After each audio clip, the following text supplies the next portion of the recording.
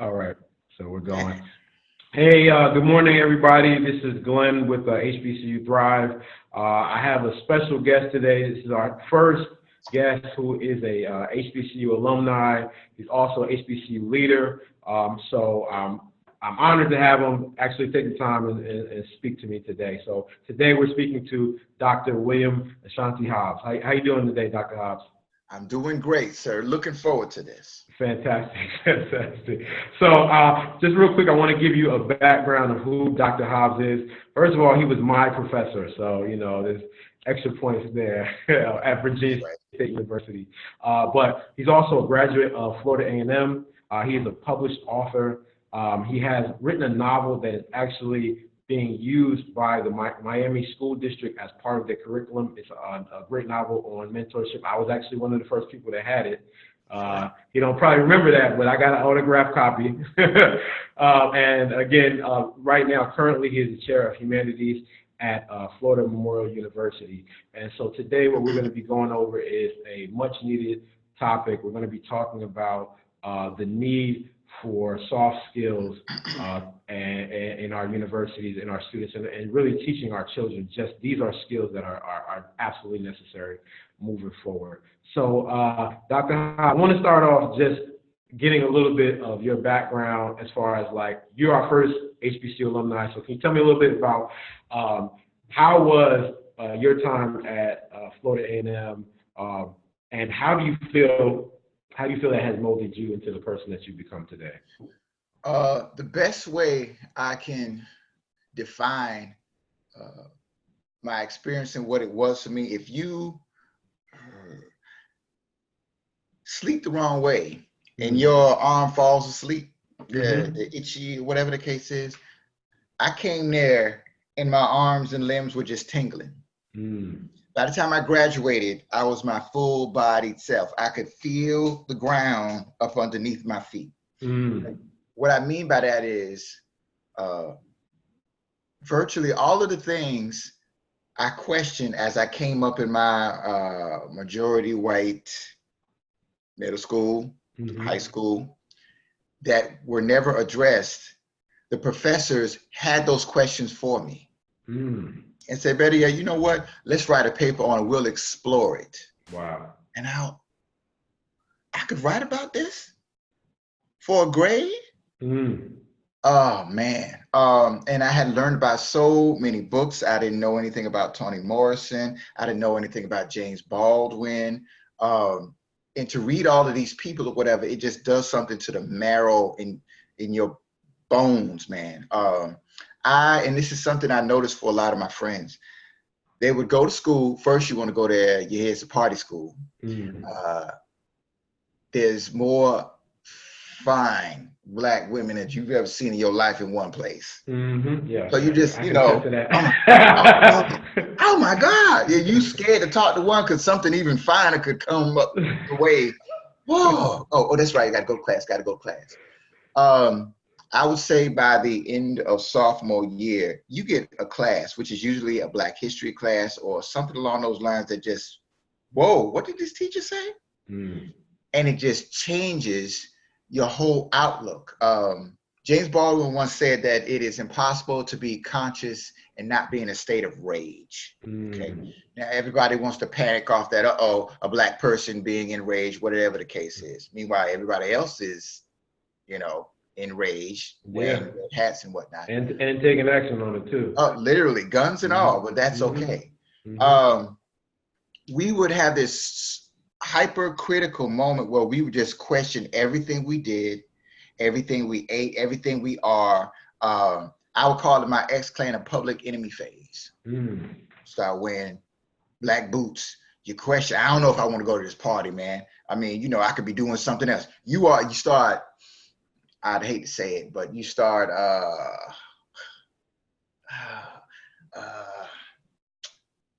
basically criticizing and chastising your friends, man. You can't do nothing better with yourself, man. Look at this, man. Why you doing with that, man? I would do that. I was that guy. Everybody, no, this is the thing. People don't understand. You have to go through that phase because what happens is you get this new understanding of something. And just like most kids, when you first get a toy, You play with that toy like it's going out. Oh, look, I love this. Oh, this toy. And about 2 or 3 months later, you look, oh, where's that toy? It's somewhere around here. It's become a natural part of who you are. Yeah.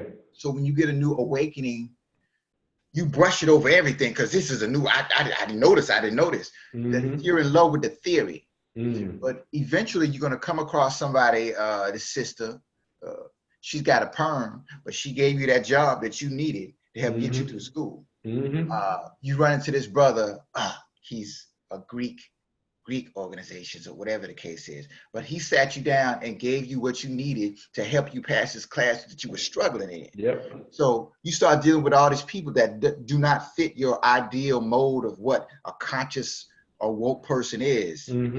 So you got to relax that. Is okay, this was a theory, I get it, but okay, all right, it works its way into who you are. Yeah. Okay. I saw that happening with everyone, the sisters as well. They get a feminism class, and okay, all right, yeah, I'm not gonna take this from a brother, but at the same time, it works into their system. So it's like, okay, I gotta let my man be a man at the same time. Okay, let me calm down. Let me see how this is gonna work within my own framework. This is so important for people of color, especially African Americans. To get an understanding of your people, your self-determination, your own place in society, as far as not just being a consumer or being happy with the breadcrumbs that you get from larger society, being a job or whatever the case is. It's about understanding that, you had a community that did for itself. Yes. Jobs and the whole 9 yards, not because they wanted to, they had to. In fact, that's why you're standing on this campus right now, HBCU, because they did not want you to go to their college. So what are you going to bring to this besides, walk around strolling with this shirt on, talking about you from this place? Are you here just to consume and enjoy? Or are you going to give something back to this? And you get to thinking about it, and it's like, okay, well, now you do understand why a lot of the organizations do community service and so on and so forth, if it's in their heart. Okay. I need to be that path for some other kid that didn't see the way I didn't see back then, to at least help them get to this place, this HBCU, these people, these administrators, these professors, so they can get what I got, because I don't know what I would be without it. And I love what you just said. I feel like that is a common thread. It's a very common thread that HBCU alumni have. When you actually ask them about their experience, that is very much what they talk about, the transformational experience, especially if you come from an area where you were a minority in your school. I grew up originally in an area that was very predominantly black. It's funny how New Jersey is set up. One town is all black, next town is mixed, next town is all white. Nobody, and you only see no black faces. So I started off in a very black town. I moved to what they call a mixed town, but it ain't, and I got none of that. No African American studies, no nothing, and so I was raised in a family that already had that, but I needed that experience when I went to college to really solidify who I was going to become in the world and to be unapologetically myself. And it's like, I don't have any issue with anybody, but when I'm out here, you're going to respect the fact that I am me. I'm not going to change for you, and we meet on the terms of equality. You're gonna respect me, and I'm gonna respect you. That's what it is. And I don't feel like I could have been there without my experience with in the HBCU, and just being in an environment where I recently heard I think the vice chancellor or something of Harvard University or something. He's a brother. He went to Morehouse, I believe. I might be wrong, but the overall idea. He said that Morehouse prepared me because Morehouse held a crown over me and prepared me to grow into it. Where I went to these other institutions, they held a question mark over my head and said, "Do you even belong here?" And that's really, that's what I hear, when I see the value of HBCU. I think that is what it is. That's exactly what happened to me when I went to grad school at Florida State, right across the tracks. All of a sudden, I would have students, white students, who knew nothing about me, turn around and ask me, well, how did you get here? Through the door. What are you talking Exactly. about? Yeah. Well, I mean, no, Exactly. I mean, what I mean is, with some type of scholarship or whatever, as if to say, Black people don't have money. How did you get here? I don't understand. Explain yourself to me, right? Yeah. And Yeah. I was like, I got a McKnight Fellowship. I've never heard of a McKnight.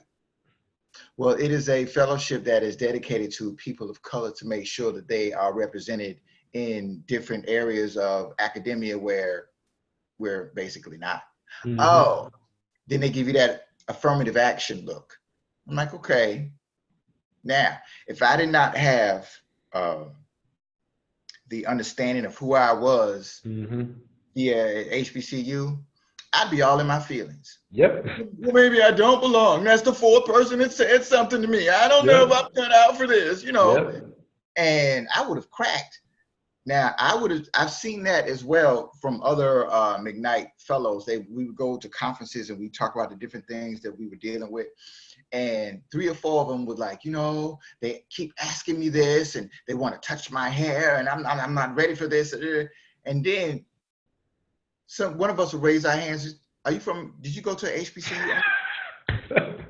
well, no. Of course you didn't. Of course you didn't. Of course you didn't. What does that mean? Come on, man, let's talk. Yep. I don't know if I can give you 4 years and, over dinner, but let's talk.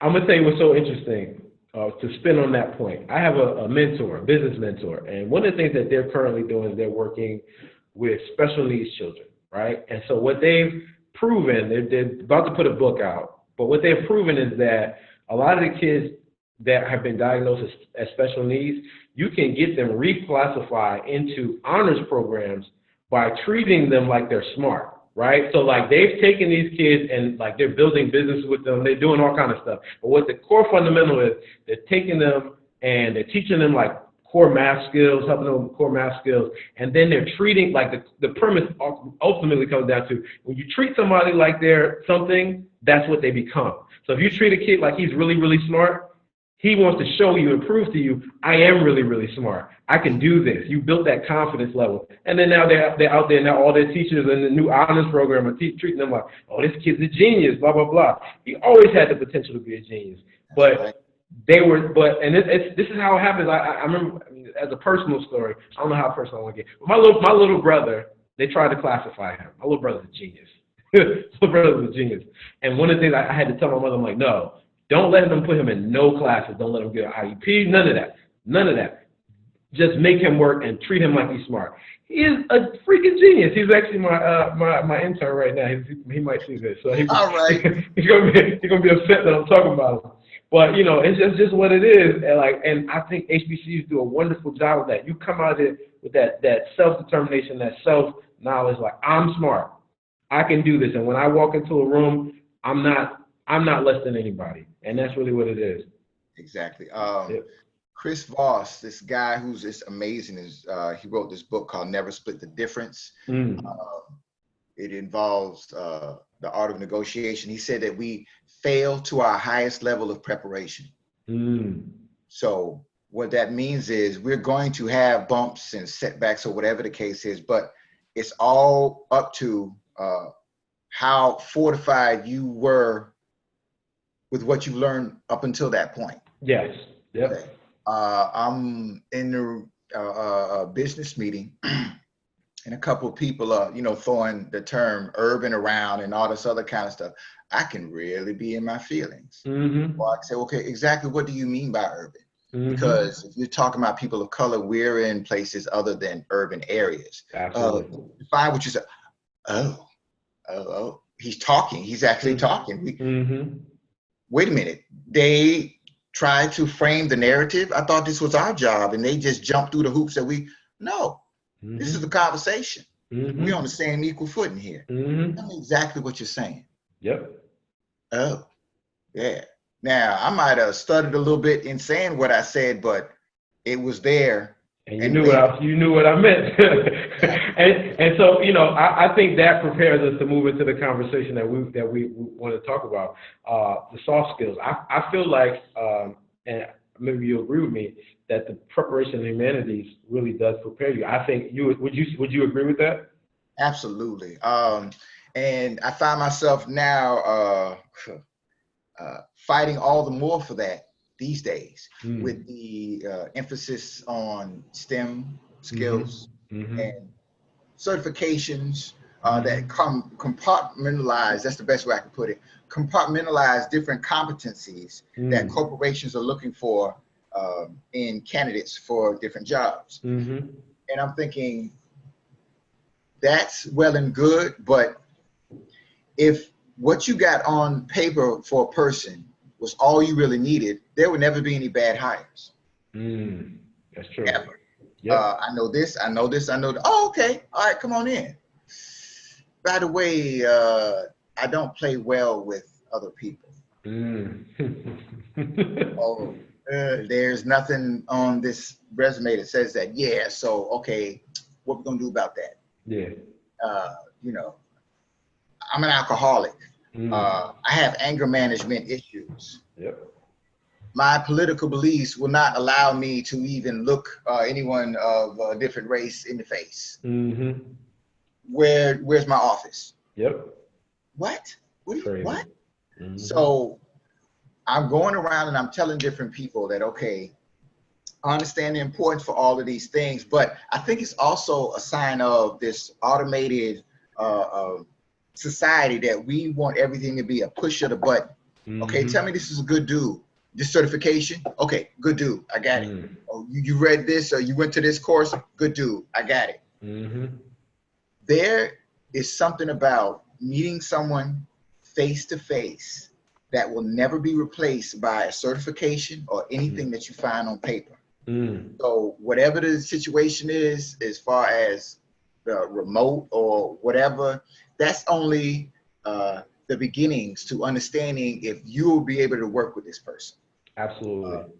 A lot of people don't get that. And so what I tell them is, if I can sit down with a person and we can read a certain book, a novel or something about somebody with the same similar issue, we can really discuss it, because a lot of times, I don't know if you've discovered this, but if you come straight at a person, it's like, you know what? You really have a problem listening to other people's point of view. No, I don't. Oh,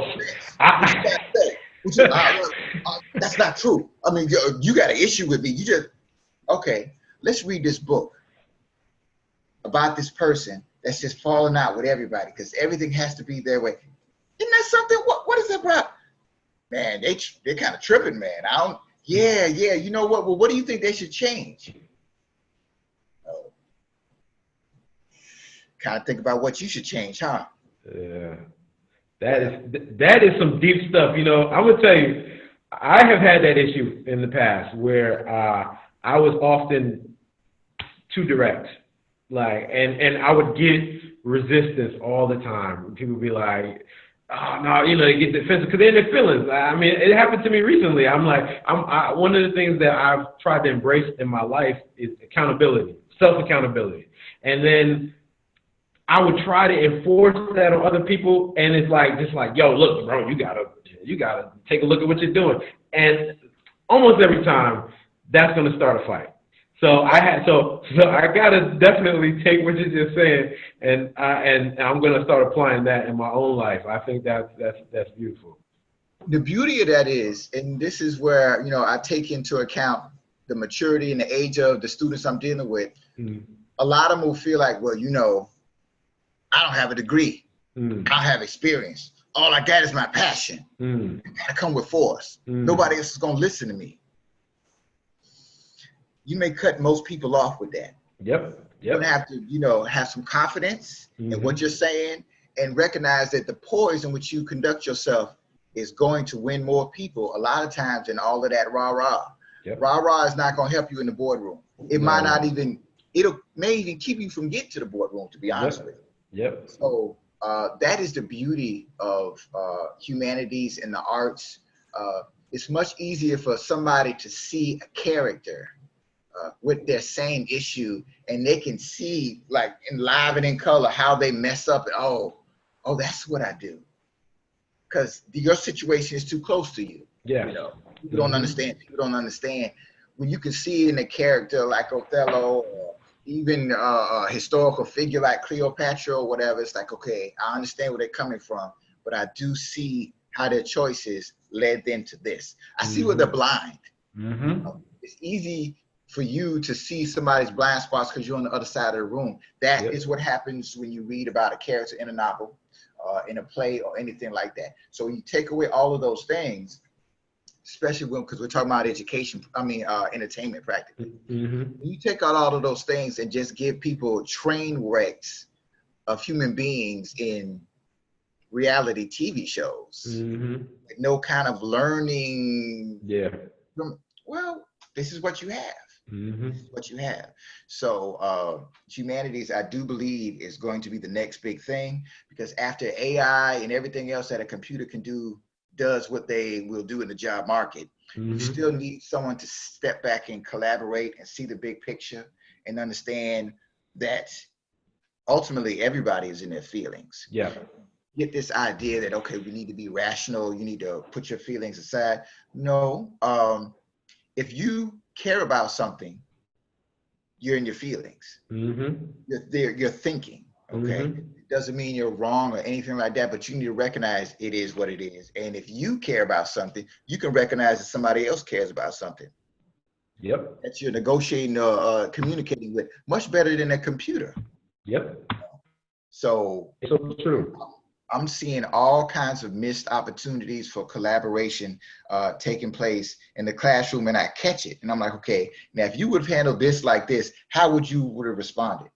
Well, okay, I would have worked with that, but they came to me that way. Okay, I get that. I get that. I brought something to the attention of my class a couple of weeks ago.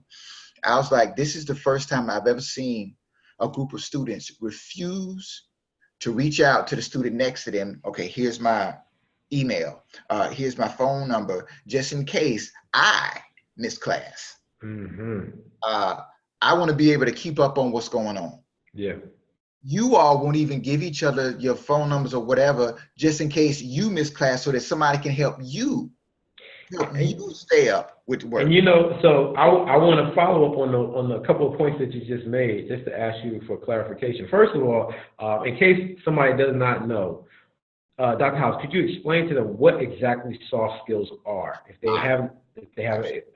Yeah, because all of that I just said is all about soft skills.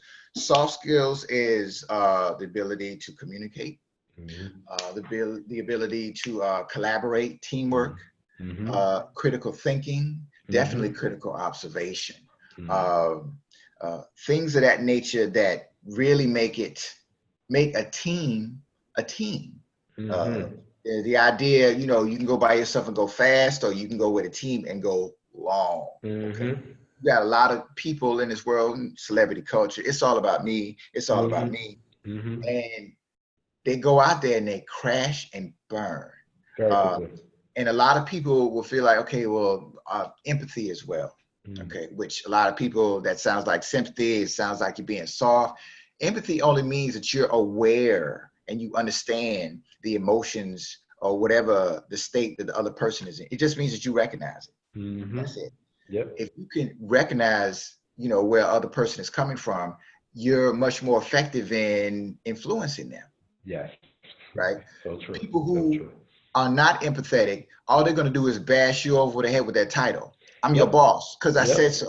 Do what I say. And right? and you know what? So just to jump on that point right there, as an organization, that I've worked at different companies, in the last 10 years, and what I've noticed is that is a huge problem. They have that saying, like, people don't quit jobs, they quit bosses, right? And you have so many people, they don't understand how to deal with people. Yes, you may be good at your job technically. So I was in sales.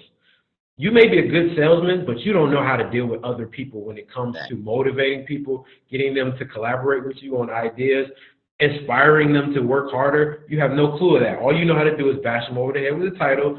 I'm the boss. You got to do what I say. And that's why many organizations is this constant turnover.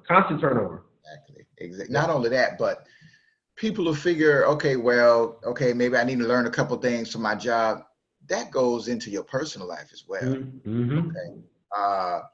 If you can't get, of course, you know, guys like, I don't understand women and women don't understand men. That's all well and good, but it's like basic.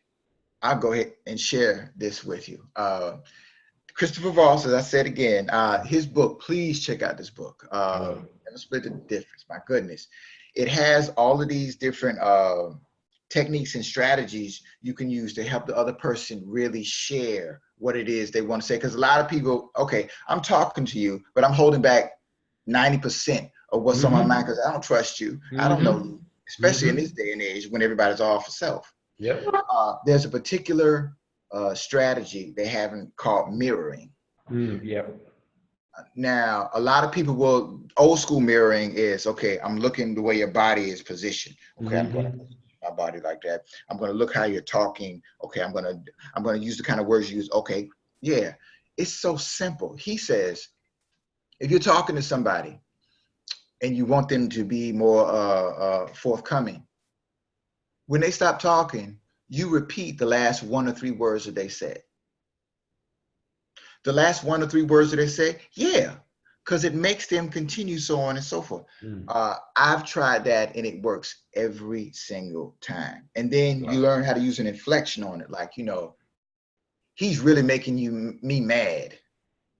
You can say, he's really making you mad? Like, really? Tell me more. Yeah, tell me more. Yeah, he's making me mad, man. Or he's really making me mad. He's really making you mad. As they say, yeah, I understand, man. I get it. I've learned all these particular tricks, and let me tell you, I've almost missed flights and everything because I couldn't get the ticketing agent to be quiet. I'm like, hey, I was just trying to finesse you so I can get on this flight. Thank you. Okay. My phone number? I gotta go.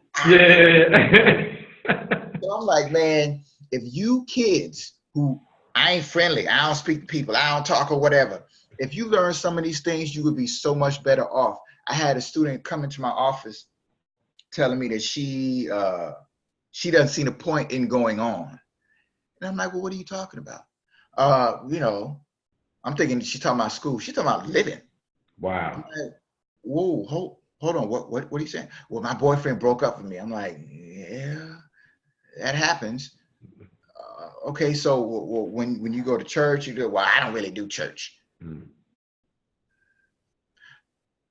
Okay, you're spiritual when you meditate. Nah, I ain't got time. Okay. You know, when you're friends, you bounce out, well, I ain't really friendly like that. Your family, you know, me and my family, okay, well, look, okay. I tell her, you laughed the hardest when I asked if you went to church. But you don't understand, everyone goes to church. They just don't know it. I know that you have an Instagram. I see you check it when I'm in class. And if you check it 8 times in my class, I can imagine how much time you spend on that daily. Social media is your church. You spend all your time there. You get all your sustenance, your reasoning, your wisdom, your understanding of the world through some foolish meme some knucklehead put on there that's trying to just get a like. They ain't really trying to say trying to get a like. That is your religion. That is your preacher. That is everything. So you just told me that you put 2 or 3 posts up that, you know, you don't want to go on with your life. And you said you were mad because you only got 3 likes. Could it be that you spend all your time twerking in the other videos where you get thousands of likes or whatever, and now that you put something about your soul in there, nobody's interested. All you gave them was your behind from the get-go. Yep. So why would you be upset when all of a sudden you want to bare yourself? They're not looking at you like that. This is all you've ever given people. So now you want to decide whether you want to continue on with your life because of you didn't get too many likes. Wow. That's your church. Yeah. So I share that with the kids or whatever. I'm like, okay, think about it. I want you all to think about in here, since everybody goes to church, what is your church? And if you are embarrassed by what that is, think about that. Think about that. That is where you get your cues as far as your social cues, how you need to go about life, how you need to, you know, all this cutoff culture. You know, the negative energy and I don't have time. Okay, well, are you perfect? Yes. Here's the question. You cutting off all of these people and you have the same issues yourself. Mm-hmm. How do you better yourself? Or are you just putting yourself in a box where, because I tell people, when you are living alone in an apartment, you are always the right one. Yep. Because there's nobody to call you out on your stuff. Mm-hmm. All of these kids are fragmented in their own little world where it's all about them, and they just, they want to reach out to the world over Instagram page and then hide. They don't want to deal with anything else. Hey, you need to work on that. You trolling me? No, you need to work on that. I'm telling you, you could be a better person. So would you say that I said people are reaching out via social media on these things? Would you say that the technology has deteriorated the skills that people have? They don't have the ability to communicate or do teamwork or anything like that. Would you say that? Absolutely. It's almost like, okay, it's a safe barrier, if you will. I don't even want to put this thing of all these conditions. They say, oh, this I have an anxiety, I have this, I have that. I'm like, well, life is challenging. Yeah. Too many people walk around thinking it's supposed to be 100% comfortable all the time. Oops, this person made me upset. Where's my pill? Hold on for a second now. Mm-hmm. Let's work on this now. These are some skills that I've learned coming up that helps. Well, what are you talking about? This idea of thinking that you can break up with a person that you've been with for 8 years on a text. What you mean? I ain't got time for all that. They deserve the respect of being sat down and talked to understand what's going on. This person helped you through this. Come on now. Are you serious? Basic things that I picked up coming up are just, well, what are you talking about? Yeah. And you realize this person, the father that they were supposed to have the same thing. What? Tupac was your dad? Studying his videos or whatever the case is? Crazy. Even him, multi-dimensional person. I Get Around, that song. Keep your head up. It's the same person. It's the same person. You need to be a complete person in and of yourself. And when you recognize that, you will understand that everybody else is a complete person. Let me hear this person out completely. So then we can collaborate. So then we can get along. So then we can be more productive. I wouldn't even say it's a win-win because that's an old term, but it's healthier to everybody. It really is. So being that's the future. These kids are the future. And so I love what you're doing. And so I want to just quickly touch on one of the things that you're doing because if somebody doesn't intervene right now, right? If somebody does not intervene, what is our future going to look like? Because that's not an uncommon thing. What you're describing right now is not uncommon at all. I give the example of how the difference of my younger brothers and me and my sister. We were born in the 80s. When I was in high school, when I was younger, my friends would literally come to my house and say, Glenn, let's go play basketball. And they would come get me. We would spend the whole day together talking, laughing, playing basketball, arguing, but just understanding how to deal with people, going out, talking to girls, understanding how to deal with people. Nowadays, these kids don't even leave the house. They are on a headset in front of a video game, this is their exercise and this is their communication. Absolutely. So there's no full breadth of conversation of situations to deal with. They just don't do that. And so it was so funny. But I've seen exactly what you're saying because in my work with owning companies and trying to hire young people, seeing the fact that they struggle with communication, especially dealing with older people.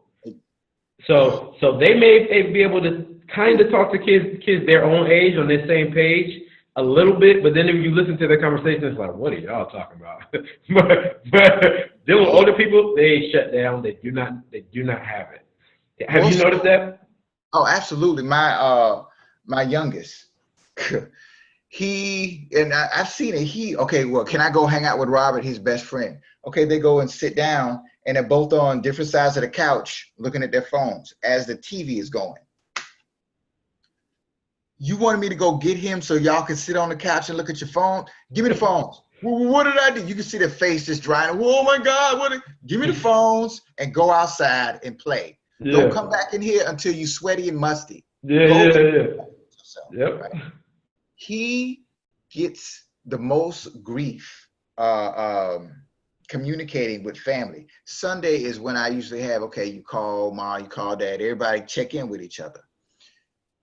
Can I just text? Call. That's what I told you to do. I told you to call. Okay. He left his video game, this Nintendo thing, over my aunt's about a month and a half ago. Okay, well, can you tell her? No, you tell her. She's your relative too. Yeah. He texts her, send me my video game. And she like, who are you? Who are you talking to, first of all? Yeah, who are you? Call me. I'm about to cuss your chat. Do your thing. Yeah. Because I'm tired of talking to him. I'm tired of him texting me, not even greeting me. I'm tired of saying something to him, and he said K. I can't even get an okay. I ain't good enough for the O. No, they don't want to get an O. Yeah, y'all, is he that lazy? So he had this prolonged situation with her where she just chimed him every single time. Boy, you are so rude and disrespectful. Let me tell you something. You ain't gonna get nothing. No, you ain't even gonna get a card from me in Christmas because you don't even know how to conduct yourself. You know better than that. You can't say thank you. You get read him his rights. He come back to me, everything I do is wrong. I'm like, no, you just don't listen to me. I've told you every single time, this is what you need to do. Look people in the eye, stop mumbling. Don't text somebody just because they're upstairs. Go up there and talk to them. At the same situation, we went to Atlanta. My father's wife, she just was checking him on everything. Look at me when I talk to you, so on and so forth. We get to the airport or whatever, he almost in tears or whatever. What's your deal? She's always on me. Okay. You're going to learn one day. Because I'm telling him, you don't recognize that most of the things that you're going to need in life, you're going to need from somebody that's older than you. So, half of the time you complain about your teachers or whatever, I got to see what went down because of the way that you do your thing. I'm a teacher. You would have known me, homeland or whatever the case is. It doesn't work like that. And so if I'm working with him and he has this problem, imagine some kid whose parents never talk to them and just give them a phone to babysit them entirely. Lord, and that is a major, that is what's happening. My mother's also a teacher. My mother's an elementary school teacher, and you see it's there. I mean, from the time they're babies, they're little, and they've got phones, and they can't read. I'm like, Lord, what is going on here? Yeah. And less than 12 minutes from my house, we had the Stoneman Douglas shooting, a mass shooting at the high school. Wow. So it's like, that's how real and close things are. And, if it's not that, you got somebody who's not well adjusted to society or whatever, easily falling into these, political manifestos where they feel they need to go into Walmart and just kill everybody that don't look like them. It is so true. It is so true. Yeah, it's not just something to help you keep your job. It's not just something to help you have a happy home. It's something to help you live. Live well. Absolutely. Yeah. And so I want to go, and I said I was going to bring this up, but exactly what you're doing, so Dr. Hobbs has a great program that he's putting together. I would like to ask him about it. The finesse. So the first event that you're doing, finesse with the best for success. There you go. All the mess. All of them. Use the magic number. Yes, indeed. Finesse with success. With the best. I done messed it up. I'm just so happy. It really is everything I've learned. I was thinking about it because, again, that Chris Voss book has blown my mind as far as negotiation and different ways to work with people. But I realized I've been slowly uncovering the importance of soft skills my whole life as far as being a professor is concerned, because I've been in the humanities. Okay? Uh, you have the students read a book or whatever. It's okay, what was the motivation of this character to do this, to do that? That's the same thing you're trying to figure out if you're in negotiation with somebody. Yep. Okay, what's important to this person? So I've been doing this from the get-go. What I do is I bring, all my experience as a humanities instructor to bear. I show them how in real time, how these things actually affect us professionally, personally. Then I go into many of the negotiation strategies that I've learned over the past 2 years. And I try it out in workshops, because I detest talks where the guy's just walking around and he's just, so clever and everybody laughs when they need to or whatever the case is, and you leave. No, I'm going to give you something. I want you to try it right now. Tell me what you think. Now, one thing most folks can't try right on the spot, but when Chris Voss told me this, I did it immediately, and I'm 100%. He says, people are very leery of being yesed to death. Yeah. I think it's called momentum, where if you have somebody give you micro agreements, do you like to make money? Do you like good weather? Do you want more time with your family? Okay, then get this, what do they call those things? Places that you go, you can. Oh, the timeshare. Yes. Get this timeshare. You can have all of that and save money as well. Okay. I used to be in multi-level marketing, so I know when I hear like the second yes. Yeah.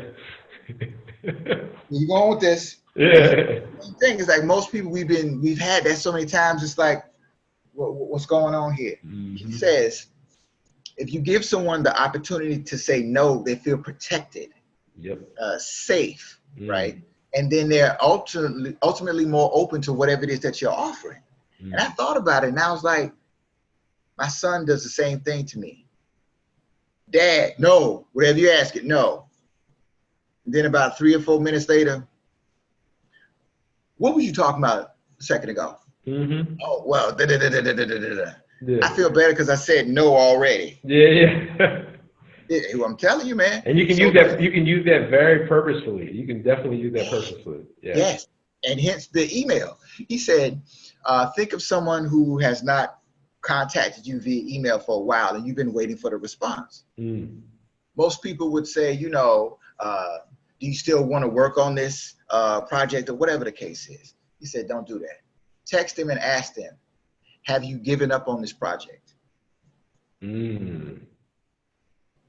Which would be a no. Yeah. Watch how fast they respond. I've used it 12 times. People have responded within 24 hours every time. Wow. No, it's just such and such and such and such. It's like some people, they have reservations or whatever, but they don't want to put it out there like that. Yep, but I don't want to tell you. I gave you a chance to say no to me. Yeah. Well, okay. No, but this is what I think, so on and so forth. Wow. I've learned so much from this man. Wow. You know the application of that. Let me tell you what's so interesting of that. Real quick, I want to jump in here. When it comes to, we talk about relationships. One of the things that's going on, and I read people getting ghosted, right? If you want to get a response, throw a negative out there. Right. And give them the chance to respond. A lot of people like, and that's just not just relationships, but people do that all the time. Instead of making a decision, they just put their head in the ground like an ostrich, and then they don't want to say anything. Exactly. What you're saying is brilliant. Yeah. Yeah. So a lot of times it's giving somebody a chance to address the elephant in the room without being attacked.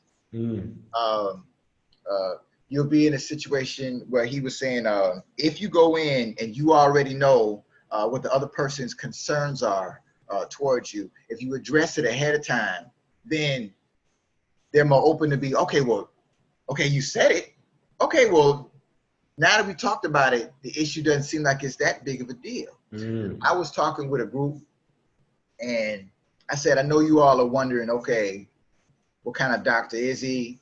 okay, he's not a psychology doctor or whatever. So what does he know about soft skills? Teaching English. I mean, what can he possibly teach me? Here are some results from a search. And then what happens is, because most of them are thinking that, you know, well, one of them raised their hand. What? Everybody can learn something from somebody. You surely know something that I don't. Well, okay, you got a point. They said it. Yeah. I didn't have to. Hey, I have something you don't know. Man, whatever. Yeah. You had one of them say it, and all the rest of them like, oh, well, she got a point.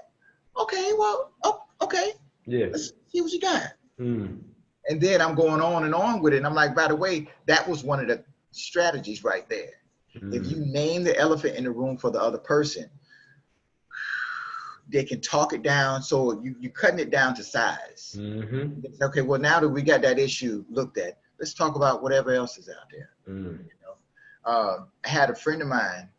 He went to buy a car, and he was like, "Man, that negotiation stuff works." He was looking at a car. It was like $11,000, and he's like, "Hey, all I got is $9,000." And the man is like, "Okay, $11,000. You know this is a good deal." He said the old me would be like, "Well, no, it's not. You know, somebody across the street could do this and do that." And he realized arguing with the person that it's a good deal would make them more defensive. You know what? This is a great deal. And to be honest with you, man, I'm kind of embarrassed, but you know, I can only do 9,000. You know, but I really appreciate your offer, man. The car is great. In fact, it's probably even worth 13. Once you get the fact that, okay, the deal is great. Oh, well, I don't have to defend that. Okay. Well, yeah, it is. Well, okay. Well, what can you do? Yeah. A lot of people don't understand. If you just name it, the elephant, and get it out of the way, it is what it is. Yep. That's honestly, I think that's what's going on with our issues with politics and everything else. Yeah.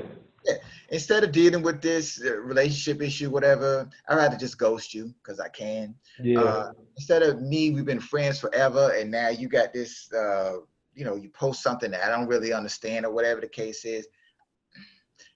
I could just cancel you. I can just cancel you. Yeah, I've had that happen to me. Absolutely. Yeah, whatever. And then the funny thing is, if you get a chance to talk to them and you realize what a minor thing it was that they did it on, and you be like, well, you know, we just could have talked to them. Yeah.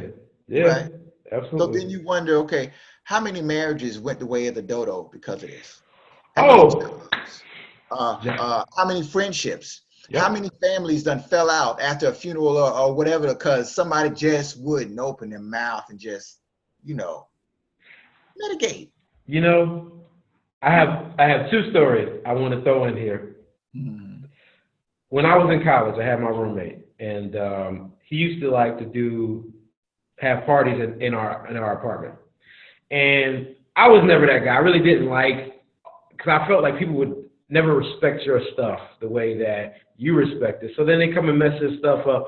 So I remember I'm not going to get mad because this is my guy. He's cool. You know what I mean? So I was like, let's just sit down and have a conversation.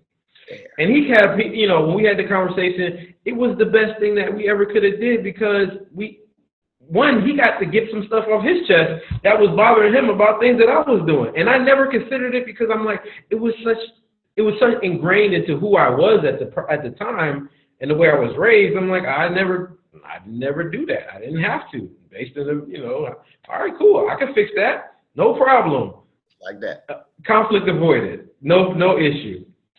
Second thing, I'm not going to say who it is. They watch it, they're going to know.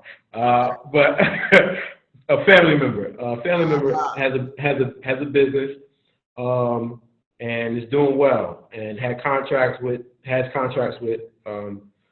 different companies, and she was ready to cut some people off because they had done something that rubbed her the wrong way. And I'm like, you know what? Hold on, let's breathe for a second. Let's change our perspective on this. Let's take a second to analyze this, and then also look at where those people may be coming from. And so you just need to go have a conversation. And have the conversation. Okay, great. Money's still coming in. The relationship's good. Instead of, let me cut this six-figure check off. You know what I'm saying? but you know, those things happen. I've in business. I've seen it all the time. I've even definitely been guilty of things. And as you say, maturity, and these things that you have to look at the decisions you've made at the time, and say, you know, this probably wasn't the best decision. When I look at at the outcome, I could have avoided that battle. I could have talked to this person, and in any battle, you're going to take some damage. So you probably could have just said, you know what, maybe I could have just avoided that whole situation. Sun Tzu said, his general said, you know, these guys are our enemy. We should go and destroy them. You know, and he said, no, I don't need to fight them. I'm going to make them my friend. He said, they used to call them my friends, my friends. And he said, well, they're not our friends. They're our enemies. He said, well, if I turn an enemy into a friend, have I not destroyed my enemy? That's So stuff. Yeah, yeah. He needed some bodyguards at that theater, but yeah, that's some Abe Lincoln stuff. Yeah, man.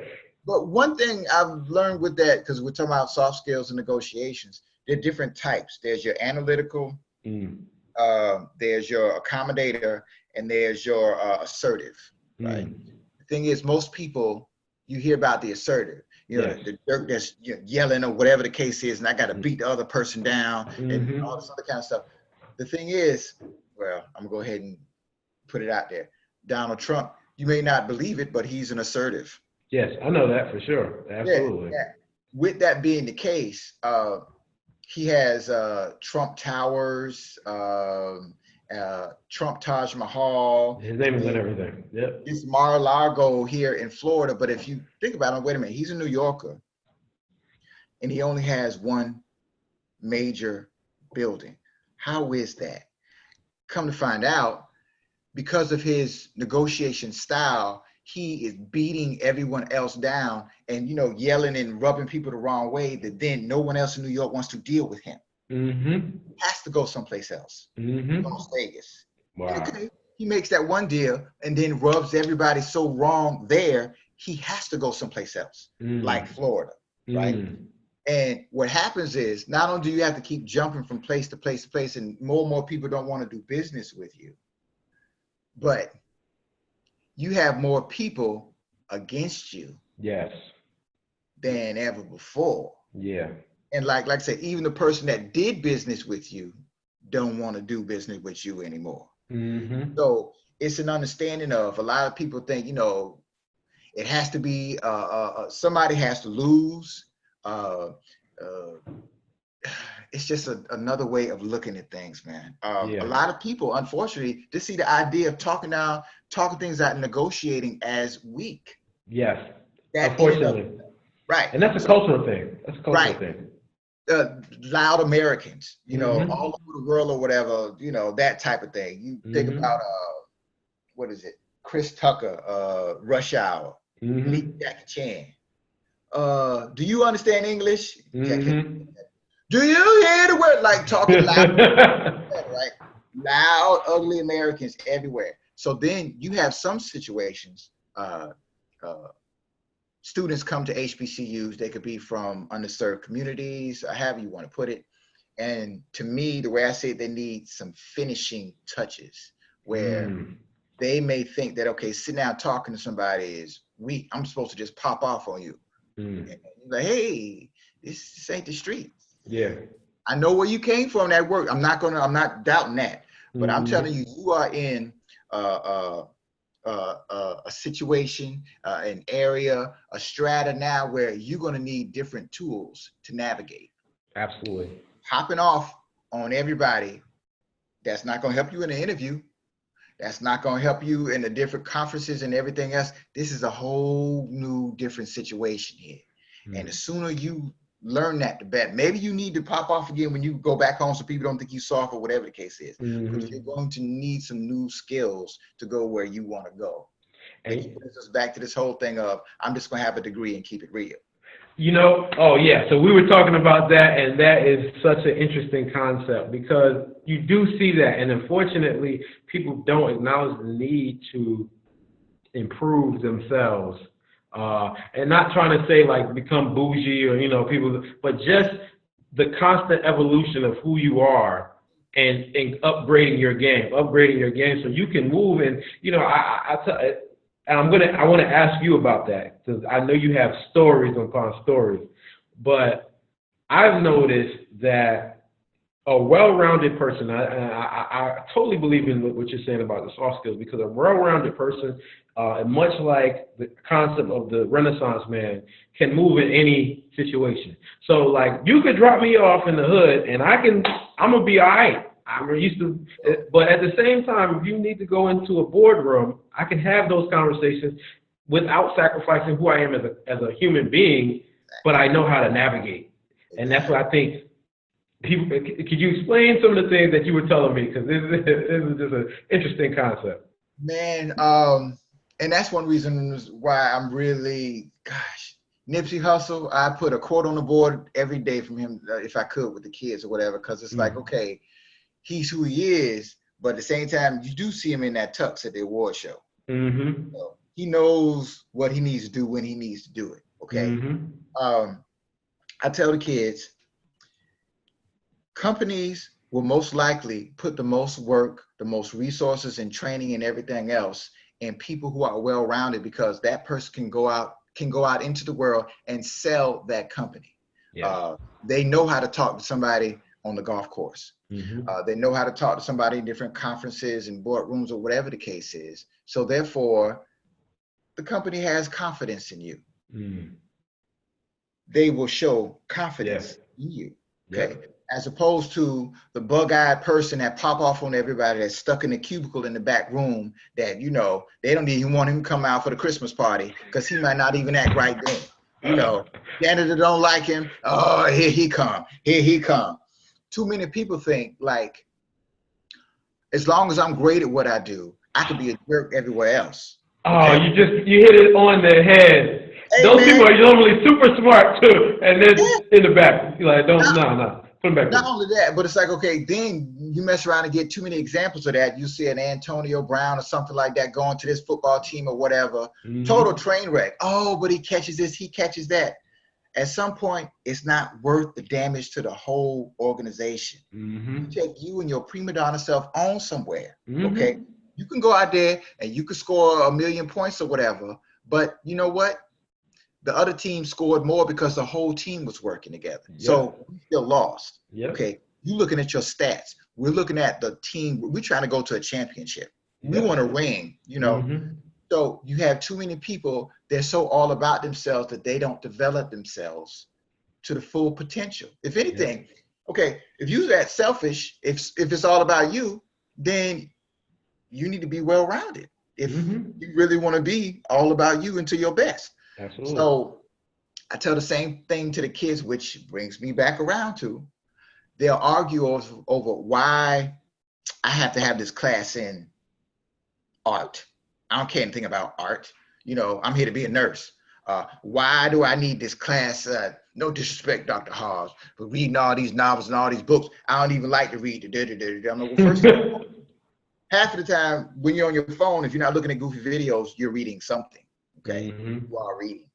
But my idea is the more well-rounded you are, the more you can do that one job you're thinking about and branch off into other things as well. Absolutely. I've been telling people for the last couple years that like you go to school or you go to any school, trade school, whatever, and you learn that skill. And you leverage that skill to put money in your pocket. But you also keep developing yourself because you're trying to build a life, not a career. I say that to people all the time. I'm like, yo, don't build a career, build a life. Build a life because, you're going to just be in this box for the rest of your life. This is all you're going to do. This is all you're about. It's all you can talk about. And so you have a conversation with somebody like you said, literally, that's all they can talk about. I'm an engineer. That's all I can talk about. Like, what? Yeah. What fun are you at family reunions? What fun are you You know, how many times have you seen a brother? Oh my gosh. You have couples get together. It's usually the wives setting it up. We don't hang out. We don't whatever. You go over somebody's house, there's married couples everywhere. And the women are just chitting and chatting about everything. And the guys are sitting on the couch. Well, yeah, the weather was good today. Yeah. Yeah.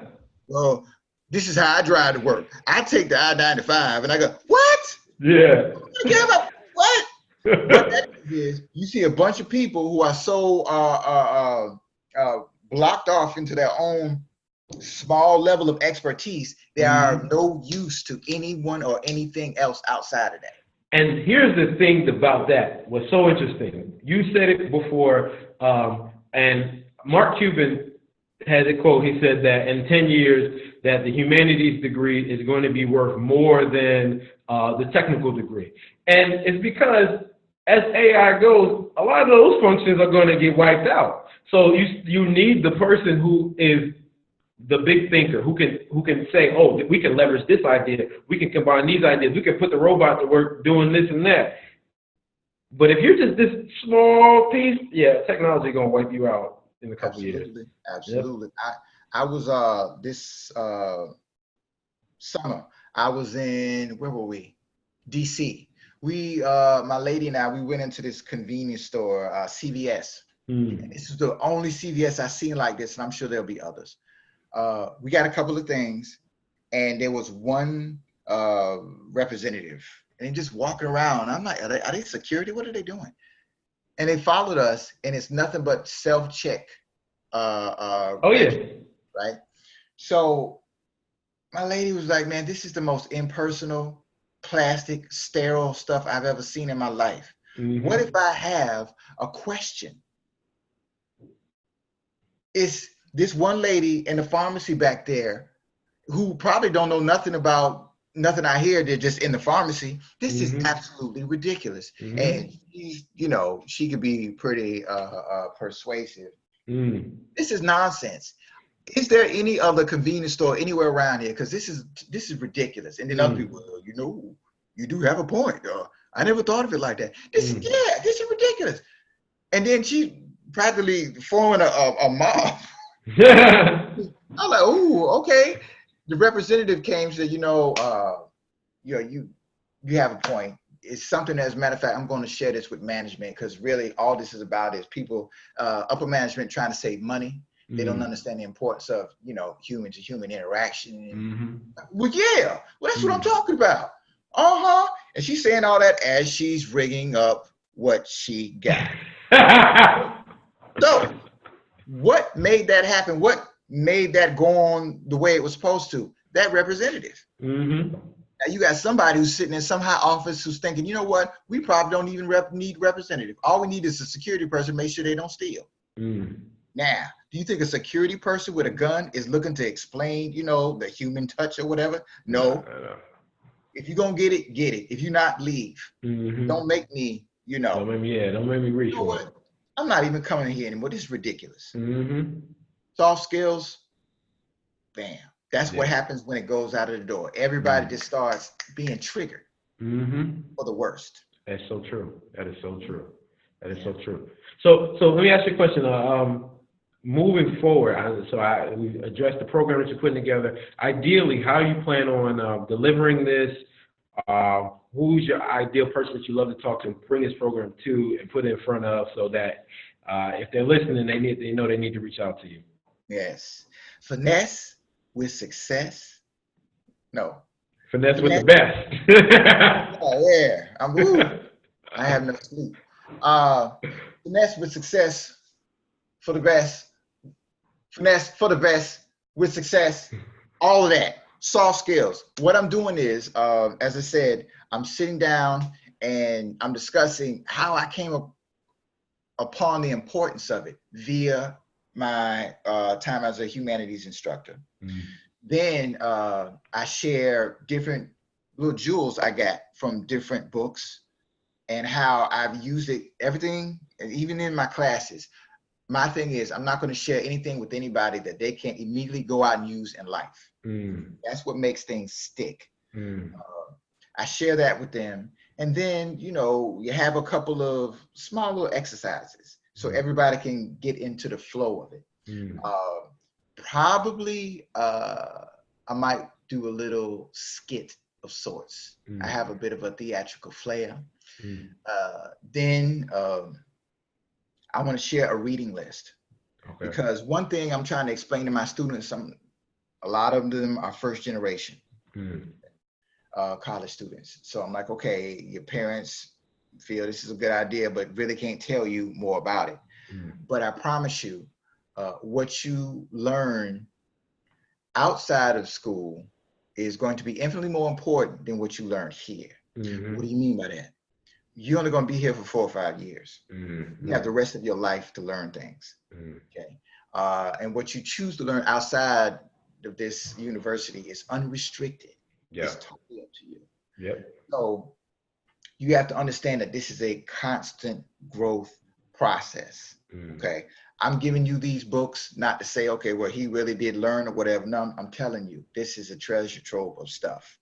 Chris Voss, in fact, he comes out with about 2 podcasts a week where he's talking about different things in his book, but then he adds something new into it. And I'm like, oh, I got to use that right now.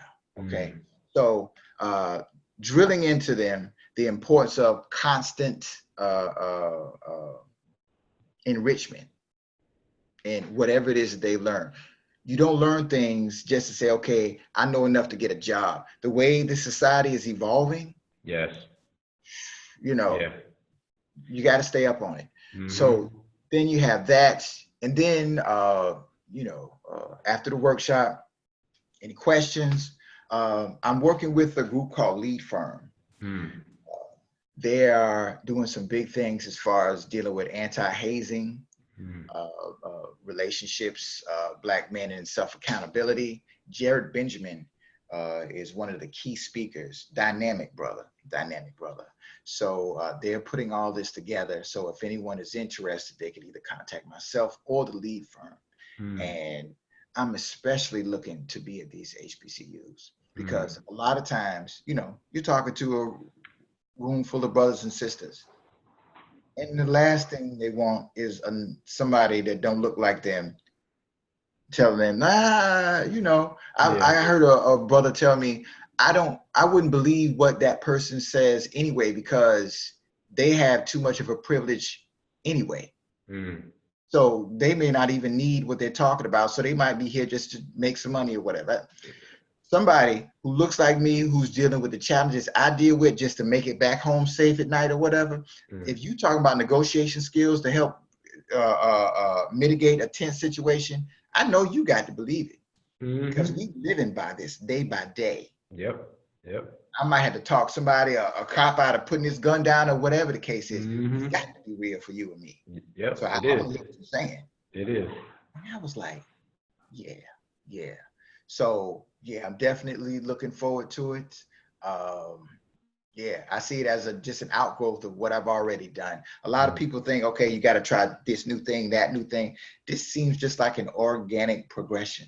And I really like that idea.